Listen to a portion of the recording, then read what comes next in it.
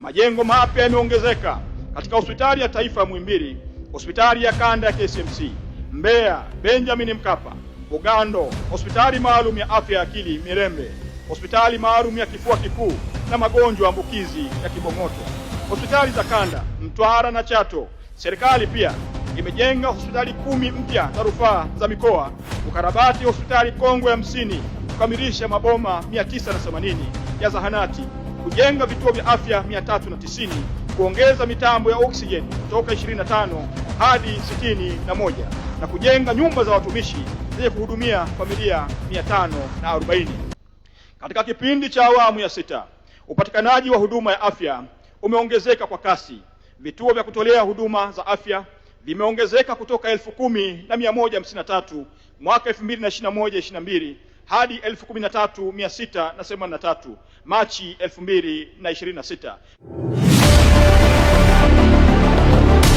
Wahenga walisema afya ni mtaji wa maisha, na taifa lisilo na afya bora ni sawa na gari lisilo na injini. Leo Tanzania inaandika ukurasa mpya katika historia ya sekta ya afya. Ukurasa unaobeba matumaini ya mama mjamzito, tabasamu la mtoto mgonjwa na uhai wa maelfu ya Watanzania waliokuwa wakihangaika kupata matibabu. Hii ni bajeti ya Wizara ya Afya mwaka 2026 hadi mwaka 2027.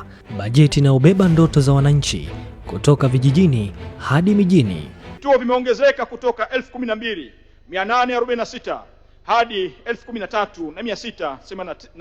13,683, sawa na 85% ya wananchi wanapata huduma ndani ya kilomita 5. Haya si maeneo ya kisiasa pekee, ni takwimu zinazogusa maisha ya watu halisi. Leo hii zahanati zimefikia maeneo ambayo zamani wananchi walitembea kilomita nyingi kutafuta huduma. Hospitali zimeongezeka, vituo vya afya vimepanuka. Kwa lugha rahisi, huduma ya afya imesogezwa karibu na wananchi. Na wahenga walituasa wakisema, ukitaka kula nguruwe, chagua aliyenenepa. Serikali imeamua kuwekeza kwenye afya kwa sababu taifa lenye watu wenye afya bora lina nguvu ya kujenga uchumi imara. Chini ya usimamizi wa serikali ya awamu ya 6, majengo mapya yamejengwa katika hospitali kubwa nchini. Hospitali mpya 10 za rufaa za mikoa zimejengwa. Hospitali kongwe zaidi 50 zimekarabatiwa. Maboma 980 ya zahanati yamekamilishwa, huku vituo vya afya 390 vikijengwa. Hii ni Tanzania inayoinuka hatua kwa hatua. Tanzania ambayo sasa inasema matibabu si anasa tena, ni haki ya mwananchi. Na pengine mafanikio makubwa zaidi ni kuokolewa kwa maisha ya kina mama na watoto. Vifo vitokanavyo na uzazi vimepungua kwa kiwango kikubwa, kutoka vifo 556 mwaka 2016 hadi vifo 104 mwaka 2022 kwa kila vizazi hai 100,000. Nyuma ya takwimu hizi kuna mama aliyerudi salama nyumbani, kuna mtoto aliyepata nafasi ya kukua, kuna familia iliyookolewa kwenye majonzi, kwa sababu mwisho wa siku uhai wa mtu haupimwi kwa fedha, bali kwa thamani yake duniani. Vitanda vimefika 156,932 na uwiano wa 2.3 kwa watu 1,000. MRI zimeongezeka, CT scan zimeongezeka, digital x-ray zimeongezeka mara kadhaa. Hii ina maana gani kwa mwananchi wa kawaida? Ina maana mgonjwa hata lazimika tena kuuza mifugo au shamba ili kwenda nje ya nchi kutafuta matibabu ya kibingwa.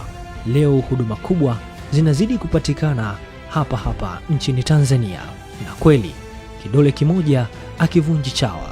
Serikali, madaktari, wauguzi na wananchi wote wanashirikiana kuijenga sekta ya afya. Kwa upande wa bima ya afya kwa wote, hapo ndipo Tanzania inaingia katika zama mpya. Mageuzi haya yana lengo la kuhakikisha kila mwananchi anapata huduma bora bila kujali kipato chake, kwa sababu ugonjwa hauchagui tajiri wala maskini. Bima ya afya kwa wote inalenga kulinda familia dhidi ya umaskini unaotokana na gharama za matibabu, na hapa ndipo utu wa mwanadamu unapewa nafasi yake. Lakini pamoja na mafanikio hayo, Tanzania bado inapambana na changamoto mpya. Magonjwa yasiyoambukiza yanaongezeka kwa kasi: shinikizo la damu, kisukari, saratani, magonjwa ya moyo. Magonjwa ya kuambukiza: watu milioni 1,624,907 kati ya takriban milioni 1,700,000 wanaoishi na VVU wanajua hali zao. Milioni 1,609,078 wameanza dawa za ARV na 98.1% walio